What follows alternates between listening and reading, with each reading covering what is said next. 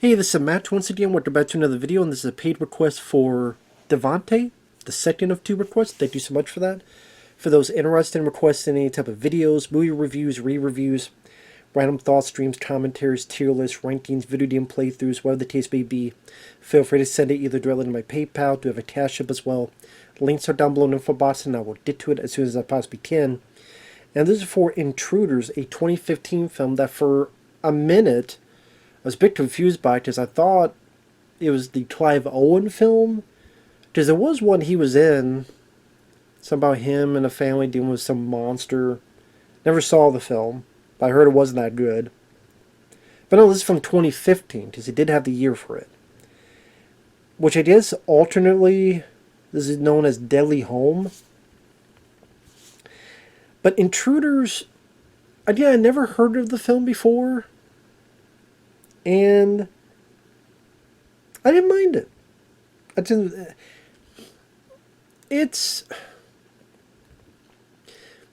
tries to have a twist, and to be fair, there's been other films that have had this kind of twist in it, so it wasn't as unique. I don't know, maybe it was at the time of 2015, but yeah, I'd seen other films that try to have this kind of twist. But it went by a good enough pace. I was never bored with it. I liked the actors involved. It was interesting enough. The ending is a little bit too expository, kind of explaining the plot, explaining backstory that maybe could have been done with a bit more finesse or a bit more creativity or something. But yeah, it's a film I did not mind overall. It stars Beth Riesgraf.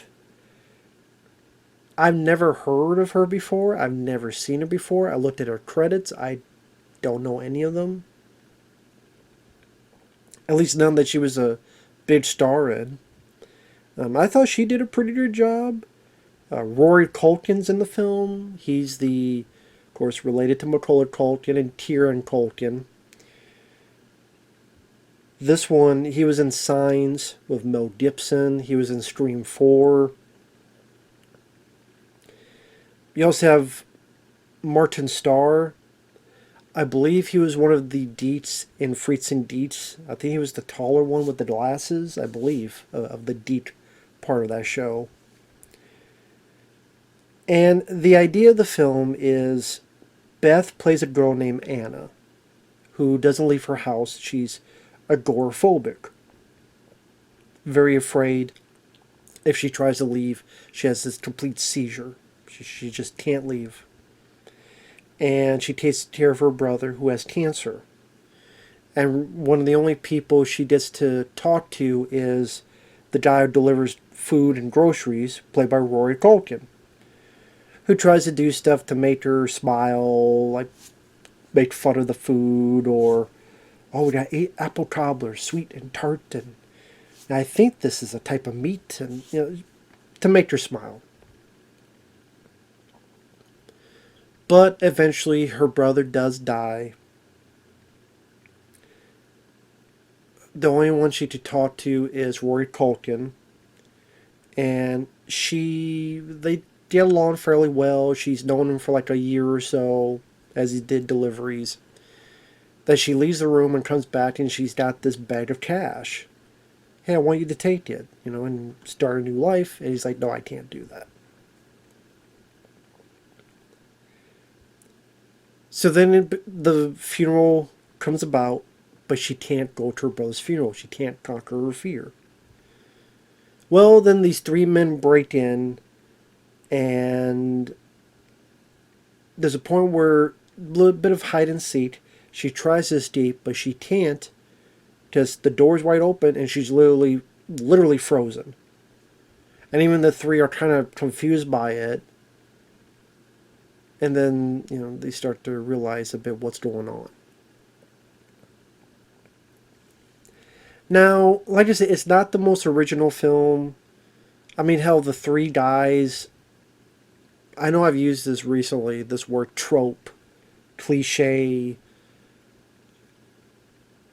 there's been a lot of, whether home invasion movies or whatever the case, hell, it goes back to Panic Room for me. You have three guys. You have the more innocent guy who doesn't really want to be there. You have the leader, and then you have the guy who's more psycho. So just like in that one, well, I guess you just say, yeah, Jared Leto, Forrest Whitaker, and then Dwight Yoakam. So like Forrest Whitaker is more of the, well, I guess in a way he was kind of like more the leader, but more of the nice guy. And then you had, Dwight Yoakam, who seemed to be a bit more of the psycho, and then you had Jared Leto. And granted, the actors performed their roles well enough. Martin Starr was like more of the psycho guy. And pretty much they're looking for the money. There's a bit where Martin Starr forces her outside, and we see just... I thought this was a pretty effective scene. I think it was worth putting in the film because, number one, shows how sadistic Martin Starr is. That even though she's afraid of this, he's willing to do it, to fuck with her. But just to show to the audience how she reacts to doing this. Because, yeah, you have a fear. But then this person's like, oh, man, you could leave, you stupid, you idiot, why the fuck didn't you leave? But then you just see how much she freaks out. And she's literally shaking, and you see her point of her eyes being more and more hazy, and she's ready to pass out. Then one of the guys brings her back in. I mean, even before it, she's like pissing herself. Like, just that's how out of it and seizure-fueled she is. So now it gives the audience a better picture of this is how she'll feel if she goes outside. They give the audience at least a little bit of leeway as to understanding kind of her mentality.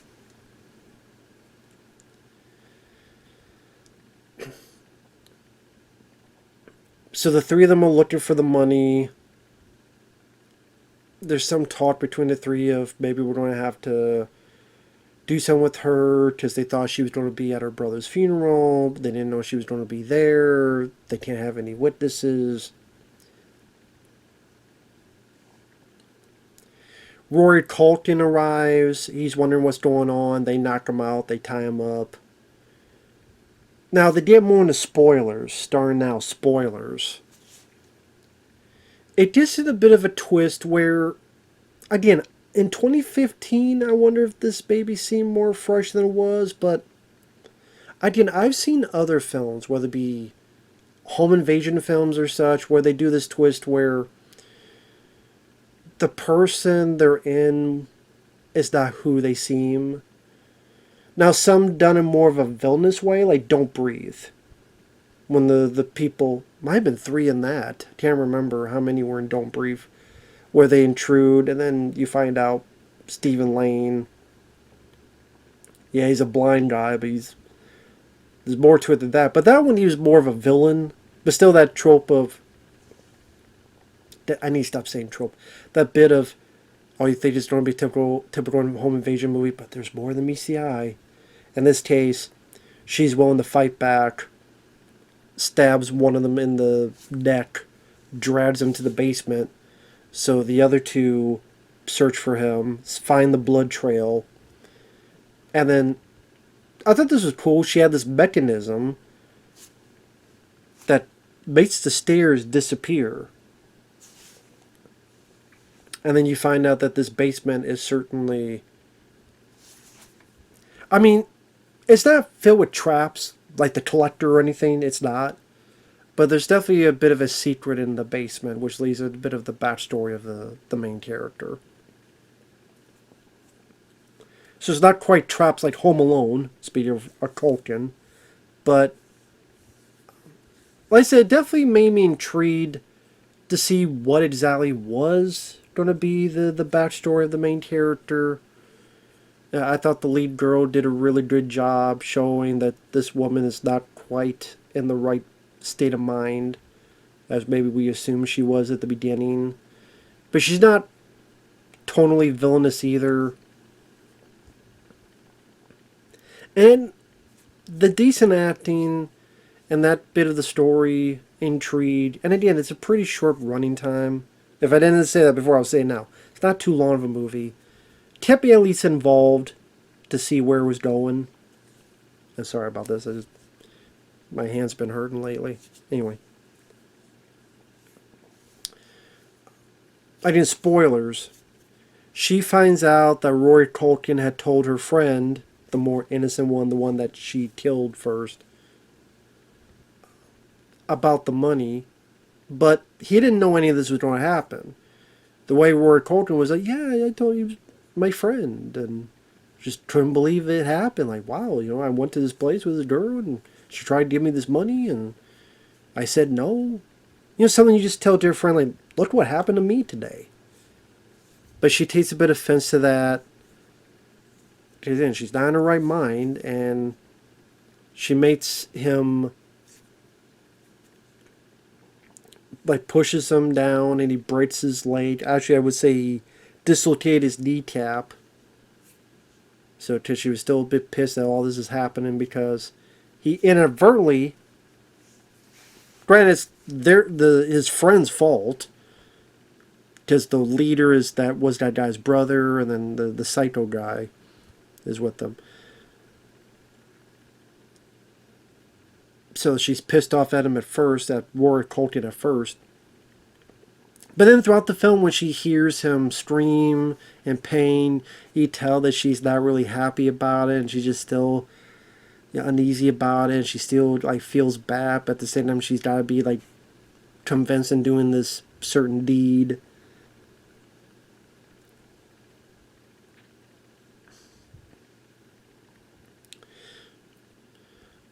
And I thought the actors, like Rory Culkin, he definitely throughout it kept that innocent vibe to him that I thought he managed well. And I don't mind the Culkin family as actors. Taron Culkin, hell, he won an Oscar a couple years ago. And then Macaulay Culkin, Home Alone, Richie Rich, films of that nature. I never saw one he did, was it with Ted Danson? Oh, it doesn't matter. It's different Culkin anyway. And of the three guys, like the more innocent guy, he's in it for a little bit, he does his job, then he's the first to die. The leader, he did fine. And Martin Starr is the more psycho. He was funny at times when he's talking shit to Rory Culkin. Or Rory, there's a bit where some of the tears get separated and the door is shut. Then Rory's like, oh, you don't check on that door? And then Martin Starr's like, oh, okay, sure. Yes, I think it's locked. Just, that one mechanism I think we heard, yeah. Yeah. Looks like we can't open it. What say you? How about you just stay seated, you fucking cripple? Just the way you just fucked with the guy. He's just definitely a bit of a dick.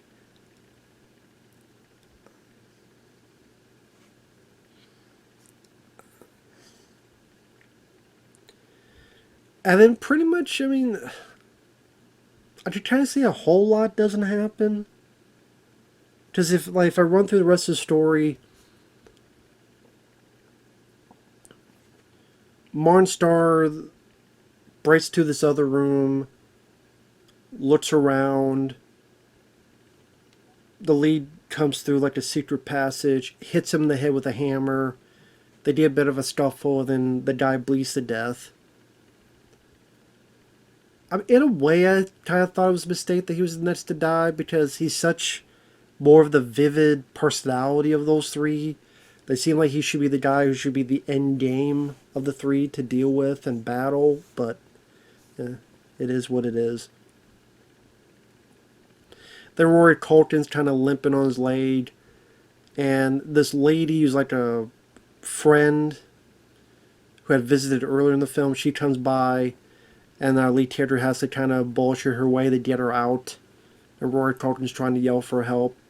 And she's like, oh no, that's nothing. And gets the girl out of there. So it's trying to be like a suspense scene of will she notice, will she not notice. But no, she doesn't know, she just walks out of the fucking place anyway. And then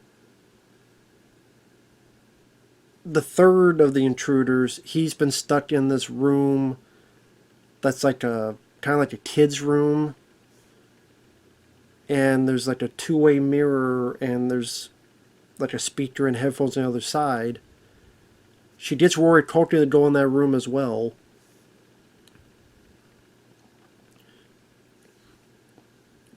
And then she sits down. And then what follows is pretty much her kind of trying to tell what the deal's going on with her backstory, but at the same time, it's like she's so affected, she's so fucked up, she's so scared and confused, she can't really get it out.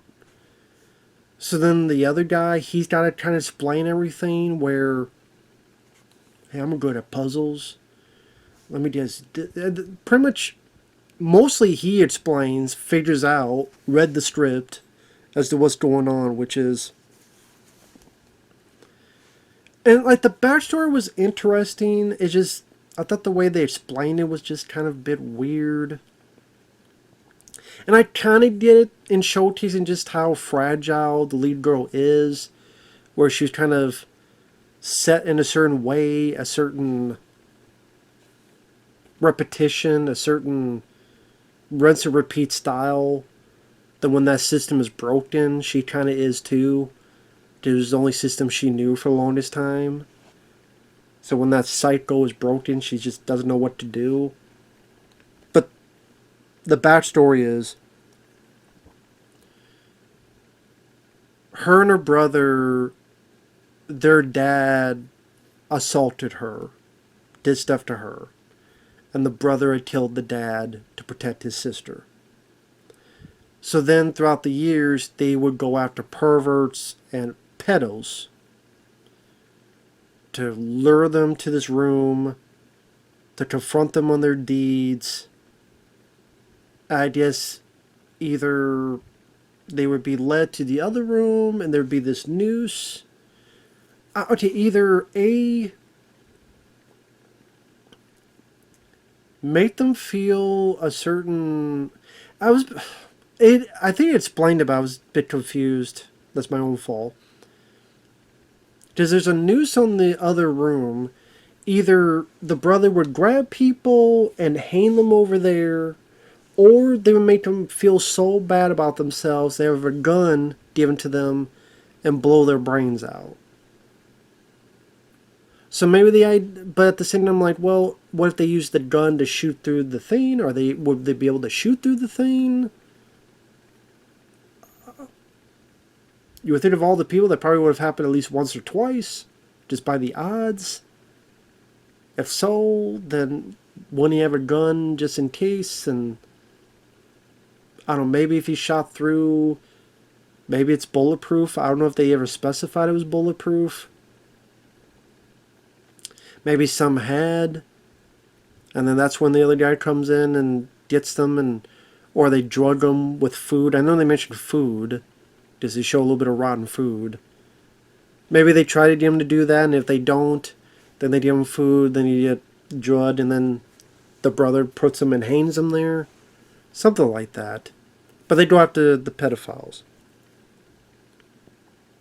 Which, hell, even that, where the twist is, you find out the person who you thought was crazy is actually going after pedos. I mean, hell, there's movies like Hard Candy that did that. So it's nothing new. Still find it somewhat interesting. And then pretty much...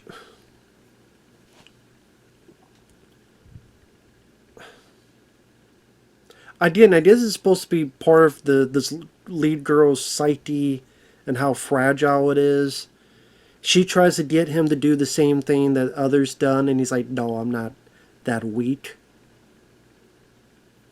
But that's not the first thing she tried to do. The first thing she tried to do was to get Rory Culkin to grab the gun and shoot him.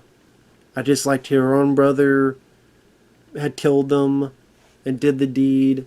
So I guess that's the idea, is that her brother did all the killing and she had never actually killed anyone. Her brother did all the killing. So that's why she doesn't. But the same, that isn't as effective when we just saw her kill the younger brother earlier in the film, stabbing him in the neck. Like, if it really was a notion that she never killed anyone before, maybe that could be a bit stronger. But we just saw her stab someone in the neck and be kind of okay with it, so. That's the thing. If she's okay with. She was okay with stabbing the more innocent guy in the neck. And also, she makes it like an assumption that he did stuff to his brother. I said, I'm so sorry. I mean, so wait. Did he do stuff to his brother? Is he a pedo? How did she know that? Did she psychic? Like, how the fuck did she know that? You're supposed to protect your brother. Or is it... Yeah, protect because you killed him and he's dead? But yeah, lady, you killed him. You should have protected your brother. Yeah, lady, but you're the one who killed him and stabbed him in the neck. So, you see how big... So, but at the same time, it's just talked about all this pedo stuff. So the way she's talking makes it like assume like he did something to his brother in the past. But how would she know that? How would that information be out there? And why she's trying to get Rory Culkin to kill him? What does my brother do? Well, again, you killed that guy earlier, and so you could be okay with killing. That's what I mean. It's something about this just a bit messy for me. It wasn't as fluid. It wasn't as free. It wasn't as impactful, satisfying as it could have been. I think there's some interesting ideas. Just the way it was implemented was not the best way. But eventually, the guy gets the gun, threatens to kill Rory Culkin. She doesn't want that, so she opens the door. They both go out. But then he's going to go back and Rory tries to stop him, but he just knocked the fuck out. He tries to find and then choke the shit out of the lady. Rory Culkin comes in, tries to stop him. Hey, no more killing. But then as he's distracted, she gets the gun and shoots the guy. Then they both awkwardly walk down and Rory Culkin looks at the girl. Doesn't really know what to say. Just assumes, just if agoraphobic, she's not going to walk outside, so he leaves and closes the door. No words are exchanged. I know some would say that's better. For me, I think that's a missed opportunity. Some kind of conversation, or some kind of choice words, or something. Yeah, I know some would say it's stronger than not having a conversation. But I don't know, I want at least something. I don't know. That's just me. Also, the way the cover, the poster makes it seem like... The poster makes it seem like there's going to be much more brutality, much more of a... Like, I looked at the poster, there's like axes, like... None of those weapons are in the fucking movie. That's at the bottom of the house. Again, no axes, no machetes. None of that's in the goddamn movie. She hits the one guy with a hammer. But yeah, that makes it seem like there's a lot more gruesome blood, gore than it is. Like she's going to be like a female collector. Or she's going to be all these weapons to hunt these intruders down, like she's a vigilante from hell or something. Not really the case. But just because of what she's been through, she finally has the courage to leave, burns the place down, leaves while the house is burning. Doesn't take the money, so I don't know where the fuck she's gonna go with no money. Hitch a ride. Ass grass or gas. She got no gas and she got no grass, so that's the ass. But yeah, I didn't mind the film because I thought it was a short, decently paced movie with some decent acting, some interesting ideas. You know, the ending wasn't some stupid out of the blue, like, the lead character was interesting enough. Well, obviously, like, she felt like she could trust Rory Culkin, and then she feels that he betrayed her, although it was inadvertently, so that's why she pushed him down. But then you just see this guilt on her face as she felt bad, and she turned going down there now because all the other guys are down there.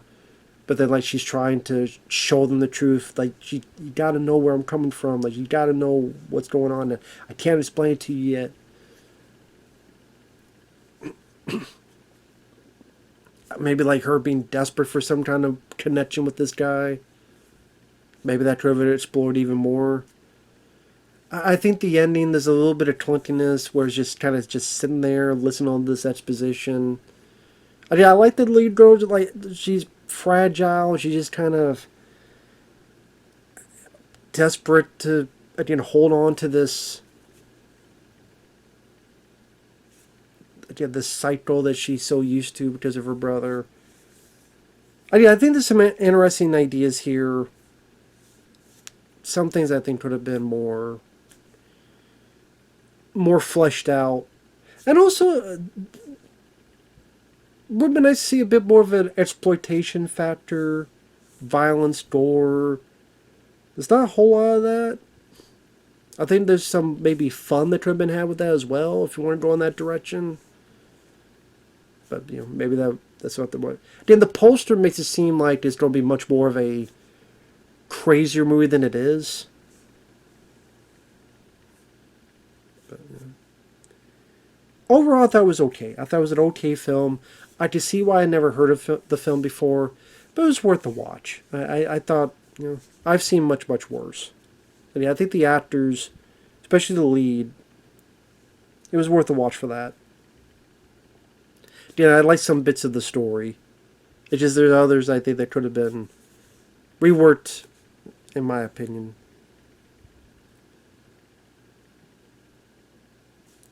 There you go.